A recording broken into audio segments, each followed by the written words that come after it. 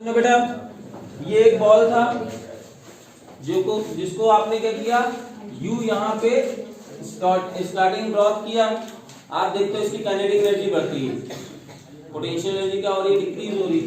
तो यहाँ पे अगर हम देखें तो यहाँ पे पोटेंशियल एनर्जी कितनी है, सबको पता है सर mgh होगी, लेकिन काइनेटिक एनर्जी कितनी है, 0। लेकिन जब यहाँ पे आते हो पोटेंशियल एनर्जी क्या हो जाती है, 0, लेकिन काइनेटिक एनर्जी कितनी हो जाती है, half mv²।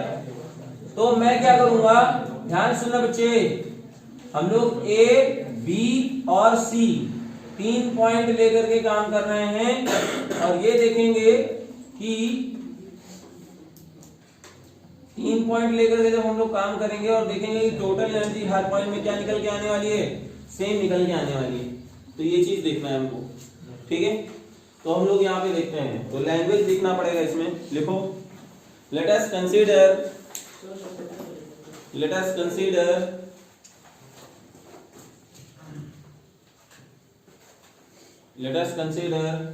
a ball of mass small m is dropped,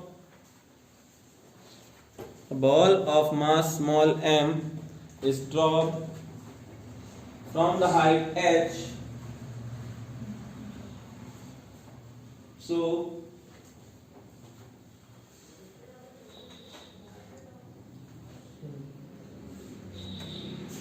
on going downward, its velocity get increases.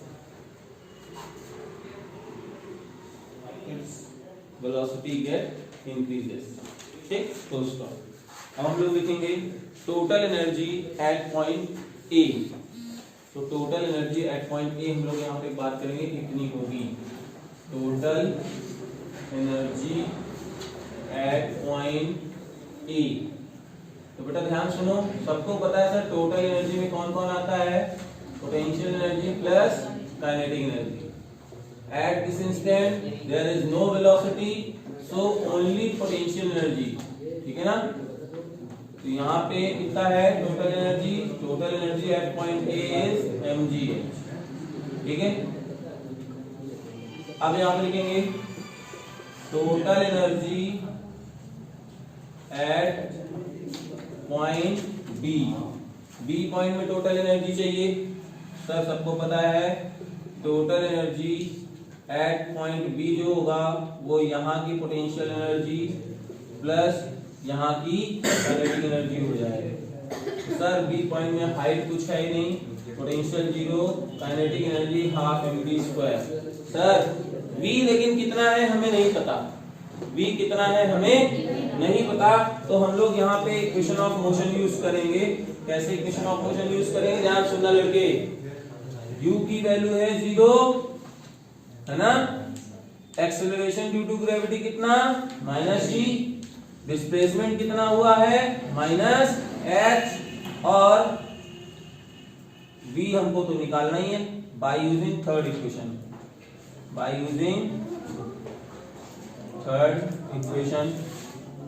तो यहां से कितना हो जाएगा, ओए समझ जाओ, v² = u² plus 2as u0, है ना। ये क्यों बात कर रहे हो, 2 - g - h कितना हुआ, 2gh हुआ ना। तो v² की वैल्यू पुट कर दीजिए, हाफ m 2gh कितना है बच्चे, यानी ये भी यार total energy at point B भी क्या हो गया, total energy at point B भी क्या निकल के आया, mgh निकल के आया, ठीक है। चलो सी पॉइंट को ही कंसीडर कर लेते हैं, ठीक है ना। Total energy at point C, तो जब सी पॉइंट पे लेने जाओगे तो यहाँ की जो पोटेंशियल एनर्जी है सी की प्लस काइनेटिक एनर्जी है सी की, तो बेटा पोटेंशियल एनर्जी कितनी है, mg - h हो जाएगा ना, mgh - h हाइट पे है ना, तो इसीलिए इतना हुआ। काइनेटिक एनर्जी यहाँ से इतना आ रहा है, तो सबको पता है कि सर h हाइट से छोड़ोगे तो वेलोसिटी कितनी हो जाती है, v = √2gh, है ना, फॉर्मूला याद है ना। तो यहाँ से इसकी काइनेटिक एनर्जी कितनी हो जाएगी, 12mv², यहाँ के लिया जाएगा तो सबको पता है कि v होता है √2gh। तो x कितना, यहाँ से x डिस्प्लेसमेंट हो रहा है, तो v की वैल्यू हम लोग यहाँ पे रख देंगे, कितना हो जाएगा mgh minus x plus 12m2gx, 2 से 2 cancel out, mgh minus mgx plus mgx cancel out, कितना आया mgh। तो यानी हम लोग क्या कह सकते हैं सर, कभी भी जब फ्री फॉल होगा तो टोटल एनर्जी हर पॉइंट में क्या रहने वाली है, from these equations we can say that total energy is conserved। बोलो बात समझ में आ रही नहीं आ रही, किसी को कोई डाउट इस पे, जल्दी नोट करो। हेडिंग डाल लीजिए कंजर्वेशन ऑफ मोमेंटम, हेडिंग डाल लीजिए conservation of momentum, conservation of momentum, conservation of momentum. आज से भी उन बच्चों के लिए समझ में आएगा जैसे मान लो पीछे को कुछ भी नहीं आता, नया फिर से आपके लिए एक ऐसा टर्म आया कि जहां से आगे की चीजें समझ में आ सकती हैं, ठीक है ना। तो कंजर्वेशन ऑफ मोमेंटम में सबको पता है कि total momentum of the body remains conserve until and unless no external force applied on it, है ना। जल्दी लिखिए, total momentum of the body remains conserved, total momentum of the body remains conserved until and unless no external force applied on it,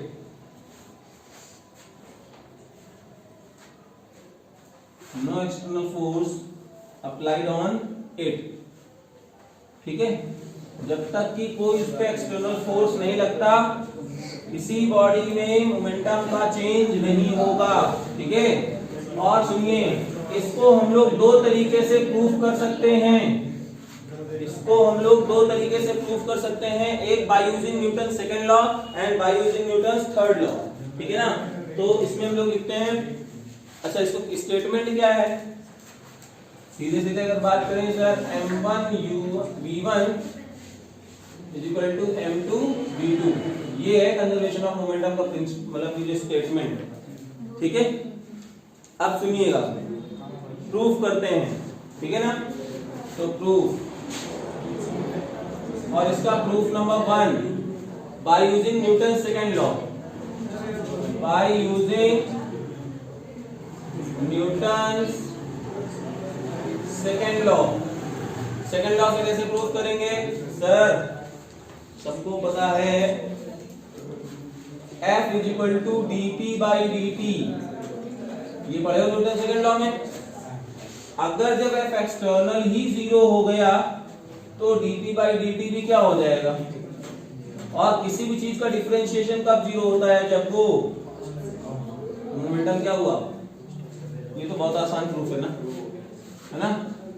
ये तो second law से proof हो गया। Third law से कैसे प्रूफ करेंगे, ठीक है ना। थर्ड लॉ को भी जल्दी से प्रूफ करते हैं, टाइम तो ही है ना, ठीक। तो थर्ड लॉ से जल्दी से प्रूफ करते हैं। तो यहां पे लिखते हैं by using Newton's third law, है ना। कैसे सर, मेरे पास एक बॉल है जिसका मास m1 है, इनिशियल वेलोसिटी है u1, और दूसरी बॉल है जिसका मास है m2, इनिशियल वेलोसिटी है u2, और u1 is greater than u2। Clear है, आधी बात समझ में। सर ये हम क्या देख रहे हैं कि जब ये बॉल इससे टकराएगी तो होता क्या है पता है आपको, उनका नहीं, तो होता क्या है, हो ये रहा है कि ये वाली बॉल इस पे एक फोर्स लगाएगी, इसको हम लोग लिख सकते हैं फोर्स ऑन 2 ड्यू टू 1। क्यों, क्योंकि ये बॉल 2 है, ये बॉल 1 है, किस पे फोर्स लग रहा है 2 पे, किसकी वजह से, 1 की वजह से। तो एक्शन रिएक्शन सर, जितना फोर्स इसमें लग रहा है उतना ही इस पे लगेगा, नाम हमने चेंज कर दिया, फोर्स ऑन 1 ड्यू टू 2 हो गया। बोलो बात नहीं समझ में आई, आ रही बात समझ में। और कितने टाइम के लिए सर ये फोर्स लगेंगे? ये फोर्स लगेंगे इन टाइम dt के लिए, थोड़े से टाइम dt के लिए। और फिर उसके बाद क्या हुआ सर, जब ये बॉल ने इसको धक्का दिया ना तो दूसरी बॉल बड़ी तेजी से निकली और उसकी स्पीड हो गई v2 और ये थोड़ी स्पीड इसकी कम हो गई और वो हो गई v1। तो यहाँ पे अब कुछ ऐसा हो गया, बोलो इतनी बात समझ में नहीं? क्लियर है? By third law we can write here, by third law we can write here, क्या लिख सकते हैं sir? F21 is equal to minus F12। बोलो थर्ड लॉ क्या होता है? Every action has equal and opposite reaction, ठीक है ना? यानी अगर एक फोर्स आ गए तो उसी का जस्ट अपोजिट पीछे इधर साइड लगेगा। तो ये माइनस साइन जो डायरेक्शन अपोज करके लगा रहे हैं, ठीक है? फोर्स सर F बराबर होता है ma ना, ये तो बॉल 2 पे है तो बॉल 2 में ये m2 into a2 और is equal to minus m1 into a1। Sir ball 2 का acceleration final velocity minus initial velocity, m2 final velocity v2 minus u2 upon dt is equal to minus m1। ये कितना हुआ? ये है v1 minus u1 upon dt, dt से dt cancel out, m2 v2 minus m2 u2 is equal to minus m1 v1 plus m1 u1, u वाला जार इधर वाला jar, m1 v1 m2 v2 m1 u1 m2 u2। जरा ध्यान से सुनो, जो मोमेंटम बिफोर कोलिजन था, मोमेंटम बिफोर कोलिजन, वही मोमेंटम आफ्टर कोलिजन हो गया कि नहीं हो गया?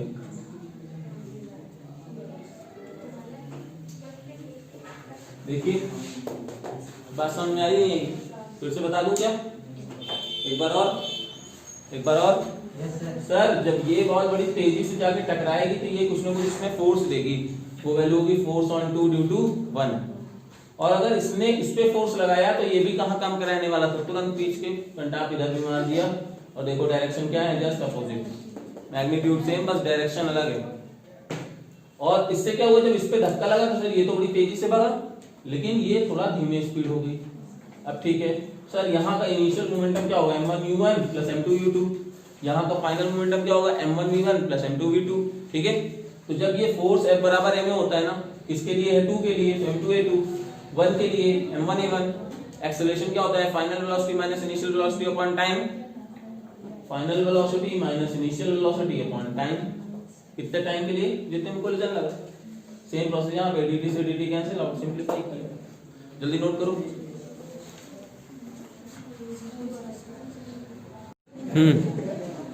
देखिए आज हम स्टार्ट करेंगे ओए कोलिजन, ठीक है? कंजर्वेशन ऑफ मोमेंटम कल बताया था, है ना? हाँ बताओ कंजर्वेशन ऑफ मोमेंटम क्या बताया मैंने? कल नहीं, तुम्हारे पीछे बोले जल्दी से बोलिए, कंजर्वेशन ऑफ मोमेंटम क्या बताया था?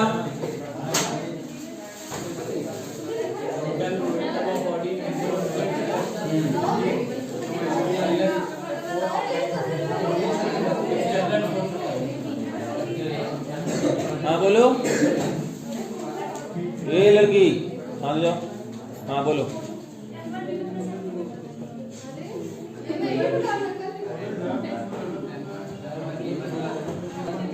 अब सुनिएगा, ध्यान सुनिए, हेडिंग डालिए collision.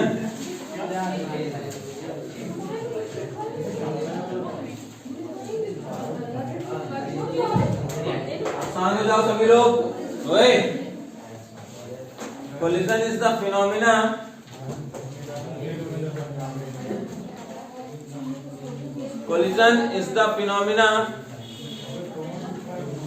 in which large impulsive force act for very short interval of time। कोई बात नहीं, देखो collision is the phenomena in which a large impulsive force act for very short interval of time. Collision is the phenomena in which large impulsive force act for very short interval of time. ठीक है ना? पहला point हो गया। दूसरा point लिखिए। दूसरा point, in collision process velocity redistribution takes place.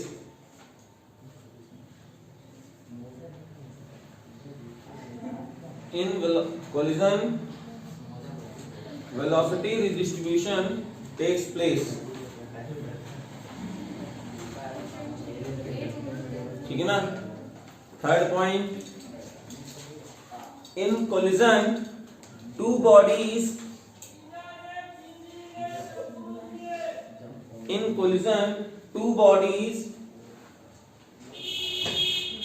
may be in contact or not.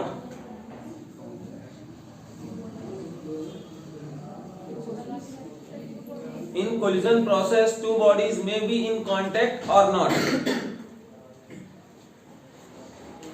ठीक है ना? Last point, collision is based on conservation of linear momentum. Collision is based on conservation of linear momentum. 4 point मैंने लिखाए हैं, मेरी बात ध्यान सुनिए, सारे प्रोसेस हो जाएंगे धीरे। क्यों ये चारों पॉइंट इंपॉर्टेंट है? पहला पॉइंट क्या है? पहला पॉइंट है collision is the phenomena in which large impulsive force act for very short interval of time. ठीक है? अब ये सारी चीजें बताऊंगा कि collision एक ऐसा फिनोमिना है जिसमें थोड़ी देर के लिए लार्ज फोर्स लगता है दोनों ऑब्जेक्ट्स में। जैसे आपने क्या किया था, कल देखा था ना, दो बॉल्स हैं, ये बॉल कौन कौन सी हैं? ये बॉल है M1 ब्लॉक, ये है M2, और आप क्या देख रहे हो सर, ये U1 से जा रहा था, ये U2 से जा रहा है। Initially U1 greater than U2 था, तो आप क्या देखोगे सर, ये दोनों आपस में टकराएंगे, और फिर क्या हुआ, फिर यहाँ पे जो ये M2 है ये V2 से चलने लगा, और यहाँ पे ये V1 से चलने लगा। तो सर क्या हुआ इस दरमियान, इस रीजन में क्या हुआ? तो इस रीजन में जब ये बॉल यहाँ पे थे तो हो क्या रहा है, जरा ध्यान से सुनना। इस प्रोसेस में हो ये रहा है बेटा कि इसने इसको धक्का जब दिया तो बॉल 1 ने इस पे फोर्स लगाया, और ये 2 बॉल थी, ठीक है ना? तो अगर इसमें एक फोर्स लगा हुआ है तो ये भी इस पे भी एक फोर्स लगाएगा due to action and reaction, है ना? बात समझ आ रही कि नहीं आ रही? तो यहाँ पे हम क्या देख रहे हैं कि सर एक फोर्स लगना जरूरी है for very short interval of time dt, ये चीज होना जरूरी है। कोलिजन में दो बॉडीज टच हो रही हैं नहीं हो रही है ये जरूरी नहीं है। जैसे अगर मैं आपसे कहूं क्या कभी भी ऐसा पॉसिबल है कि दो बॉडीज कोलिजन परफॉर्म करें और एक दूसरे से कांटेक्ट में ना आए? क्या ऐसा कोलिजन पॉसिबल है कि जब दो बॉडीज कोलाइड भी कर रही हों लेकिन एक दूसरे से कांटेक्ट में ना हो? तो आप यही बोलेंगे कि सर ऐसा पॉसिबल नहीं है, लेकिन मैं आपसे बोलूंगा कि ऐसा पॉसिबल है, और इसीलिए मैंने एक स्टेटमेंट भी लिखाया है कि during collision process two bodies may be in contact और नॉट,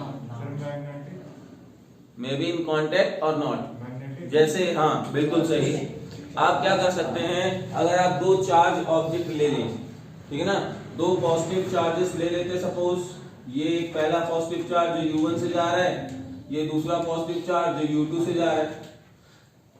जब ये पॉजिटिव इससे काफी तेजी से जा रहा होता तो आप क्या देख रहे हैं, ये वो पॉइंट है जहां पे ये दोनों काफी पास तो आ गए और एक दूसरे में फोर्स भी लग रहा है, लेकिन ये दोनों कांटेक्ट में नहीं होंगे। और ये क्या हो जाएगा, यहीं से फिर ये आगे बढ़ जाएगा। देखो ये फिर यहाँ से V1 से जाने लगेगा और दूसरा वाला बॉल V2 से जाने लगेगा। तो यहाँ देखो ये कोलिजन प्रोसेस ही तो हो रहा है। मेन फिनोमेना क्या होता है कोलिजन में? सर लार्ज इंपल्सिव फोर्स लगता है एक छोटे से टाइम इंटरवल के लिए। बोलो क्लियर है कि नहीं? तो इसके दरमियान ये कांटेक्ट में हो भी सकते हैं और नहीं भी हो सकते। आएगा समझ में? इसी तरह अगर कोई मैग्नेट का नॉर्थ पोल रखा हो और नॉर्थ पोल से ही आप उसको धक्का दें तो वो कभी टच नहीं करेंगे, ठीक है ना? ऐसे ही रिपल करते हुए आगे निकल जाएंगे। क्लियर है ना? तो 2 पॉइंट्स क्लियर हुए। तीसरा पॉइंट कौन सा था, बोलिए? अच्छा दूसरा पॉइंट कौन सा था? हाँ, वेलोसिटी डिस्ट्रीब्यूशन टेक्स प्लेस। जरा कुछ सोचो बेटा, पहले यहाँ u1 u2 वेलोसिटी थी, आफ्टर कोलिजन यहाँ पे v1 v2 वेलोसिटी हो गई है। तो कैसा प्रोसेस हुआ ये? वेलोसिटी डिस्ट्रीब्यूशन यहाँ पे हो रहा है, ठीक है? लास्ट पॉइंट क्या है सर? ये किस प्रिंसिपल पे काम करता है? कंजर्वेशन ऑफ लीनियर मोमेंटम पे काम करता है। मतलब कोलिजन के पहले का जो मोमेंटम होगा, कोलिजन के बाद का जो मोमेंटम होगा, दोनों इक्वल होंगे। मतलब m1u1 plus m2u2 is equal to m1v1 plus m2v2। बोलो बात समझ आ रही नहीं आ रही? अच्छा अब एक बात और लिखेंगे, in collision process total energy is conserved. In collision process, total energy is conserved, but total kinetic energy may be conserved and may not be conserved. In collision process, total energy is conserved, but total kinetic energy may be conserved and may not be conserved। ठीक है? तो बोलो इतनी बात समझ में आएगी नहीं आएगी?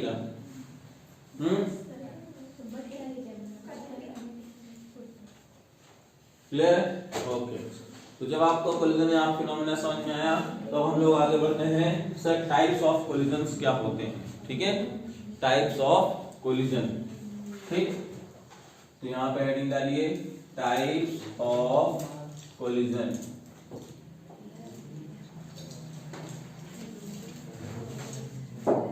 अब दो तरह के क्लासिफिकेशन भी किए गए हैं, दो तरह के क्लासिफिकेशंस किए गए हैं। पहला है on the basis of direction, on the basis of direction. ठीक है बेटा, डायरेक्शन पे बेसिस कैसे? जैसे इसमें on the basis of direction में पहला है head on head collision, head on head collision. ठीक है, इसको हम लोग हेड ऑन हेड कोलिजन बोलते हैं। तो ये कोलिजन है ना, जिसमें bodies are moving in the same direction after collision, तो उसको हम लोग बोलते हैं हेड ऑन हेड कोलिजन। ठीक है, यहां पे हम लोग क्या लिखेंगे? When objects are moving in the same direction before and after collision, when objects are moving in the same direction before and after collision, before and after collision, then collision is said to be head on head collision। Collision is said to be head on head collision। जैसे कि ये figure बना हुआ है, देखो initially x axis में दोनों move कर रहे थे, आफ्टर कोलिजन भी क्या होगा? उसी एक्सिस में ही मूव कर रहे हैं, हेड ऑन हेड कोलिजन।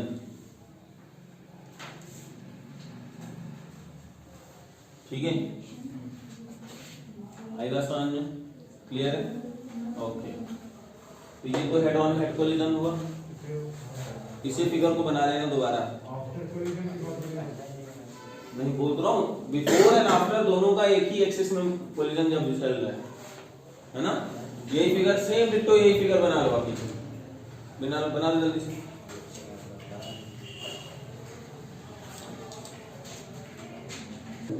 लिखिए नेक्स्ट कोलिजन। दूसरा है ऑब्लिक कोलिजन। दूसरा दूसरा है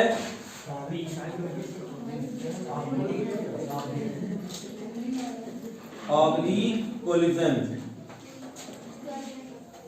when objects are moving in different direction after collision. Objects are moving in different direction after collision. Objects are moving different direction after collision. Then collision is said to be oblique collision. मतलब इस direction में अपना जाकर के वो कैसे जाएं, इधर उधर चली जाएं. Direction of the objects after collision, मतलब मुद्दे भुला दें काल after collision, then collision is said to be oblique collision. When direction of objects are different after collision, then collision is when objects are moving in different direction after collision, then collision is said to be oblique collision. When objects are moving in different direction after collision, then collision is said to be oblique collision. Example सुनना कैसे, जैसे carrom खेला है ना आपने, carrom, हाँ ये M2 है, ये M1 है. M2 सपोज रेस्ट में था, आप यहाँ से v1 वेलोसिटी से जैसे इसको स्ट्राइक करते हो, क्या देखते हो कि ये m2 इधर v2 से चला जा रहा है और ये m1 जो है इधर v1 से चला जा रहा है. तो इस कोलिजन को हम लोग क्या बोलेंगे, ऑब्लिक कोलिजन बोलेंगे. ठीक है ना, क्लियर है? ओके. तो ये तो पहले पार्ट में हम लोगों को क्लासिफिकेशन कर लिया on the basis of direction, है ना. और दूसरा फिगर बना लिया. अब दूसरा आता है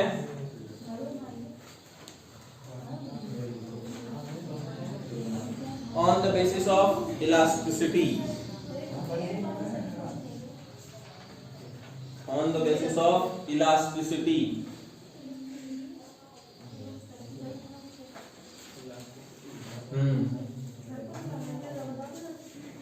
ऑन द बेसिस ऑफ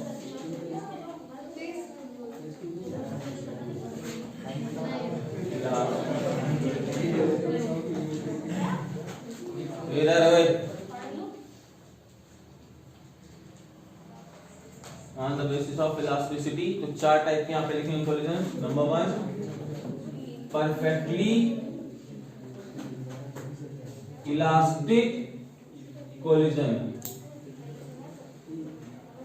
ठीक है ना. तो दूसरा है इनइलास्टिक कोलिजन.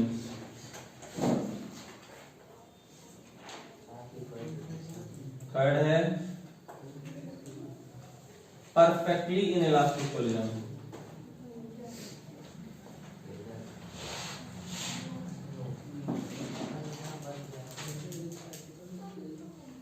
लास्ट है explosion.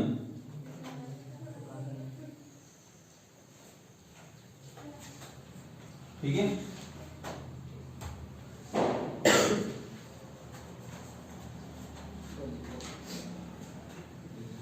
Perfectly elastic collision.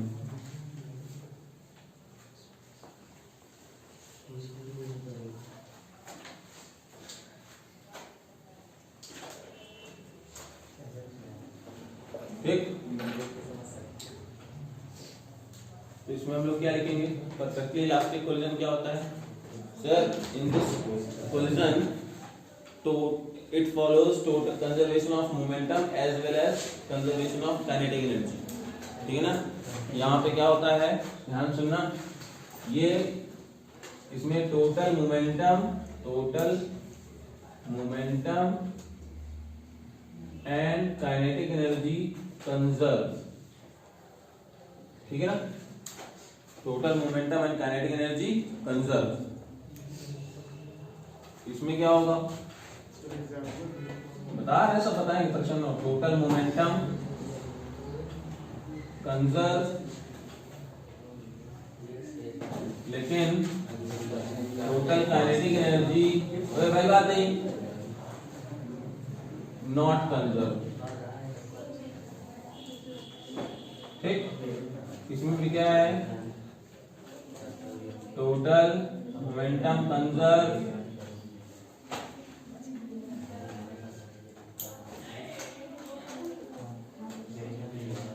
Total kinetic energy not conserve after collision, bodies moves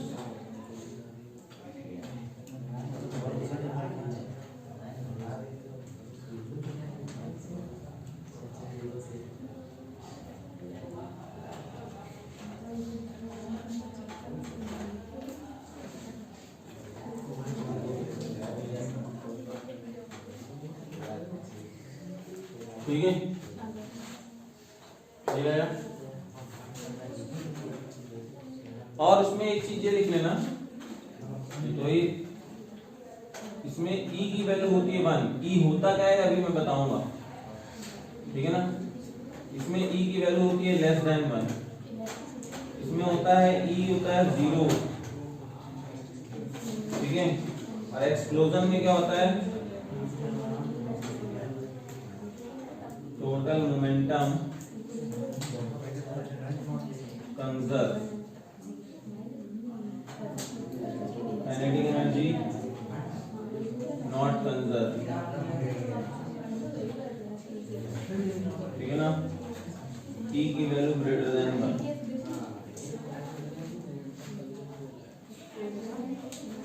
ये बात करने वाले लोग तुरंत अपनी जगह छोड़ो, यहां से निकल लें, और किसी दिन किसी को मार दूंगा तो बैठे रहोगे, फिर रोते रहोगे यहाँ पे। जिनको बात करना हो वो तुरंत अपना बैग उठाएं और निकल लें यहाँ से।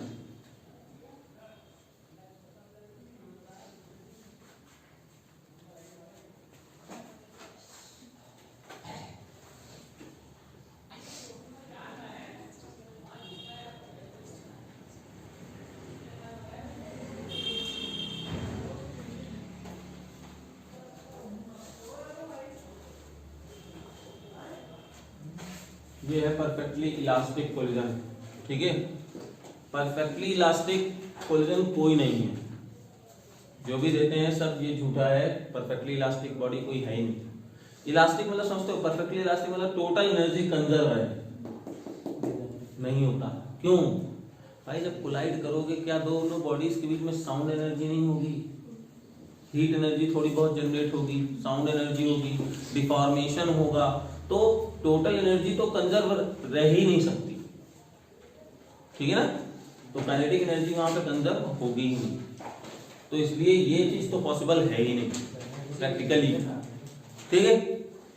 जनरली जितने कोलिजन्स होते हैं वो यही होते हैं, लेकिन न्यूमेरिक वैल्यू में सॉल्व करते समय भी हम लोग इनको ले लेते हैं, और क्योंकि भाई न्यूमेरिकल्स हैं तो हमें करना ही, ये आइडियल केस है लेकिन न्यूमेरिकल्स इसी के मिलेंगे। प्रैक्टिकली ये होता है, प्रैक्टिकली ये होता है, ठीक है। ये क्या होता है सर, इसमें प्रैक्टिकली इसमें जाते हैं इनइलास्टिक में दोनों बॉडीज आफ्टर कोलिजन वो सेपरेट नहीं होती, एक दोनों से स्टिक होकर के चलती हैं। जैसे मान लो मैं यहां से क्या करूं, एक रबड़ की बॉल लूं और दीवार में फेंकूं, बॉल लड़के वापस आ गई, तो ये इनइलास्टिक कोलिजन होगा, क्योंकि जिस स्पीड से में जाएगी बॉल उस स्पीड से वापस नहीं आएगी, ये श्योर है, ठीक है ना। तो वो कैसा कोलिजन हुआ, इनइलास्टिक हुआ, ठीक है। लेकिन इसमें क्या है, अगर मैं आटे के गोले को लूं, गीला आटा लूं और गोले को मैं क्या करूं, यहाँ पे तेजी से मारूं दीवार में, क्या उसमें चिपक गया ना, दोनों ऑब्जेक्ट्स क्या सेपरेट हुए, नहीं हुए, तो वो कैसा कोलिजन हुआ, परफेक्टली इनइलास्टिक कोलिजन हुआ, ठीक है ना। ये कौन सा है, एक्सप्लोजन, बम वाला केस। बम में क्या होता है, बम ना, हाँ ठीक है, बम में क्या होगा, जैसे देखते हो ना कि एक बम जब एक्सप्लोड करता है तो उसके कई सारे पार्टिकल्स डिफरेंट डायरेक्शन में जाते हैं, तो उसमें काइनेटिक एनर्जी जो है ना कंजर्व नहीं होती, उसमें काइनेटिक एनर्जी बढ़ रही होती है। देखो इनिशियली उसमें क्या काइनेटिक एनर्जी कुछ नहीं, है ना। लेकिन जैसे ही वो जलेगा और फटेगा तो उसमें क्या होगा, सारे पार्टिकल्स पास काइनेटिक एनर्जी आई, तो यहाँ पे काइनेटिक एनर्जी बढ़ गई, और बढ़ी क्या है, बेसिकली वो कन्वर्ट हुई है, पोटेंशियल एनर्जी किसमें चली गई, काइनेटिक में चली गई। तो इसलिए सारे पार्टिकल्स के पास आफ्टर एक्सप्लोजन वेलोसिटी है, आफ्टर एक्सप्लोजन उनके पास काइनेटिक एनर्जी है, लेकिन बिफोर एक्सप्लोजन उनके पास काइनेटिक एनर्जी नहीं। तो काइनेटिक एनर्जी क्या है, कंजर्व नहीं, है ना। और ये ई क्या डिसाइड करता है वो मैं अभी लिखा देता हूँ, तो देख लो, इतना चीज देख लो, अगर कोई डाउट हो तो मुझे बताओ, फिर हम लोग ई की वैल्यू लिखते हैं क्या होगा। देख लो इसको जल्दी से, ये हम बता रहे हैं ना, पहले इसको नोट तो करो, कितना नोट करिए सभी लोग, हो गया क्या, हो गया सभी का।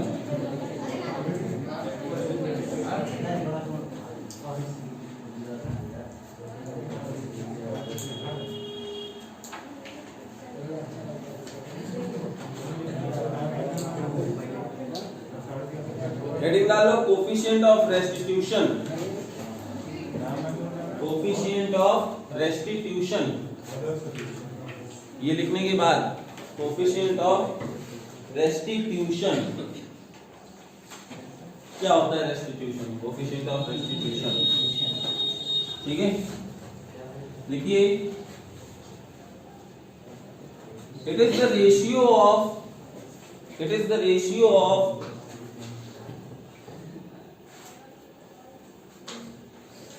it is the ratio of velocity of separation, it is the ratio of velocity of separation to the velocity of approach,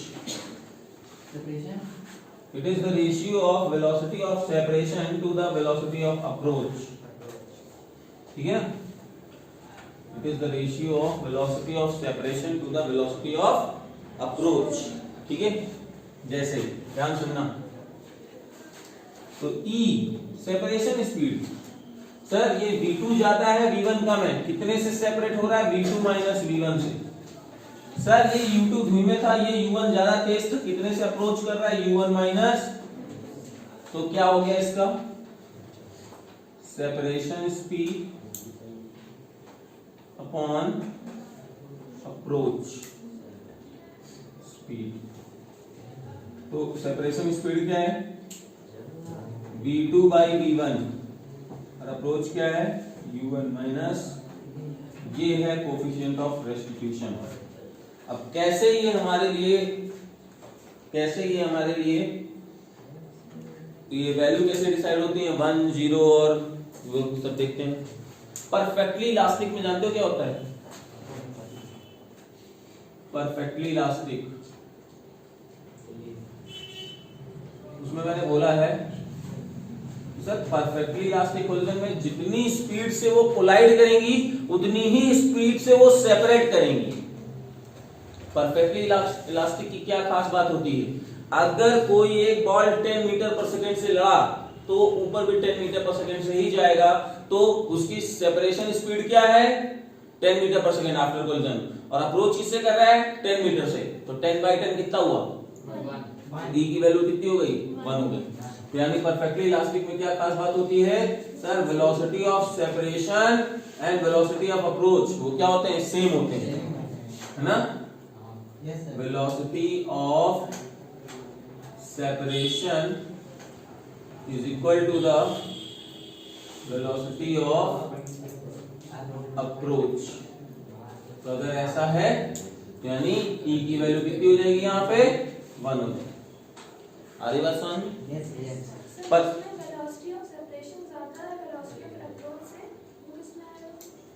separation ज्यादा है अप्रोच से, एक्सप्लोजन, तभी तो ग्रेटर देन 1 था, बोलो ठीक है ना। अब ये तो ये हो गया, फिर आता है इनइलास्टिक, इनइलास्टिक कोलिजन, इसमें क्या होगा sir, velocity of separation less than velocity of approach होता है। कोई बॉल को आप यहां से छोड़ें, वो जाएगा 10 मीटर पर सेकंड से स्ट्राइक करेगा, लेकिन लौटेगा 8 से। तभी तो प्रैक्टिकली क्या होता है, किसी बॉल को आप इस लेवल से छोड़ते हो, क्या सेम लेवल पे आगे आ जाता है क्या, नहीं आता। मतलब जाने की स्पीड तो ज्यादा है लेकिन लौटने की स्पीड क्या है, कम है, तभी वो नीचे कम हाइट में रह जाता है। अच्छा ये चीज तो पढ़ा है ना कि जितनी तेजी से फेंकोगे, जितनी तेजी से बॉल ऊपर फेंकोगे उतनी हाइट तक जाएगा, ये चीज तो पढ़ा है ना। तो यानी अगर मैं यहां से छोड़ रहा हूं, बॉटम में स्पीड उसकी क्या है, u है, तो अगर लौटते समय भी उसकी स्पीड u हो गई तो बॉल इसी हाइट पे वापस आ जाएगा। लेकिन ऐसा नहीं हो रहा है, आफ्टर कोलिजन क्या हो रहा है, जहां से छोड़ो बॉल यहां तक वापस आती है लौट के। तो इसका मतलब क्या हुआ, सेपरेशन स्पीड उसकी क्या थी, कम थी, और अप्रोच स्पीड क्या थी, ज्यादा थी। तो हम यहाँ पे इलास्टिक कोलिजन में क्या होता है, वेलोसिटी ऑफ सेपरेशन वो क्या होता है, लेस होता है वेलोसिटी ऑफ अप्रोच से। तो इसलिए क्या होगा, E की वैल्यू लेस देन 1 होगी। और परफेक्टली इनइलास्टिक में क्या होता है, परफेक्टली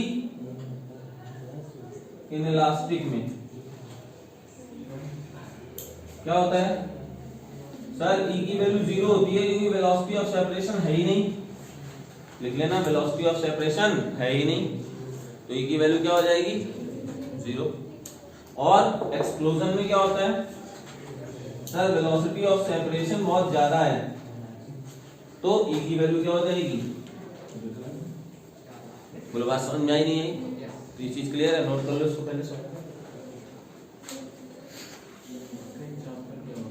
किनकी बोल रहा हूं, परफेक्टली इलास्टिक का कोई एग्जांपल नहीं है आइडियल केस में, क्योंकि ऐसी कोई बॉल है ही नहीं परफेक्टली इलास्टिक जिसको हम लोग बोल पाए।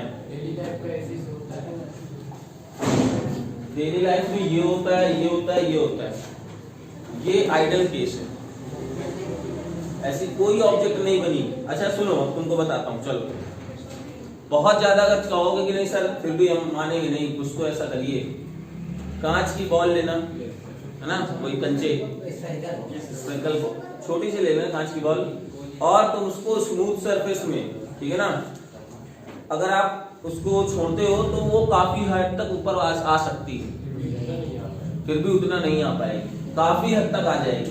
तो हम लोग ये कह सकते हैं कि वो नियरली परफेक्टली इलास्टिक होगा, नियरली। तो ग्लासेस का जब कोलिजन होगा तो हम लोग कह सकते हैं कि वो परफेक्टली क्या है, कोलिजन है, नियरली, लेकिन वो परफेक्टली नहीं है।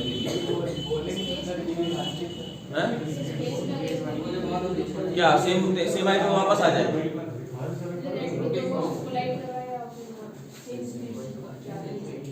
सेम स्पीड से जा रही भाई, जब कोलिजन में सेम स्पीड से तभी ऐसा होगा बेटा जब वहां पे एनर्जी कंजर्व हो, टोटल एनर्जी का लॉस ना हो। भाई साउंड एनर्जी, हीट एनर्जी, ये सब तो होना ही होना है, अगर ये हो गया तो बस काम खत्म, काइनेटिक एनर्जी कंजर्व ही नहीं रहेगी। समझ रहे हो, क्लियर है, नोट करो।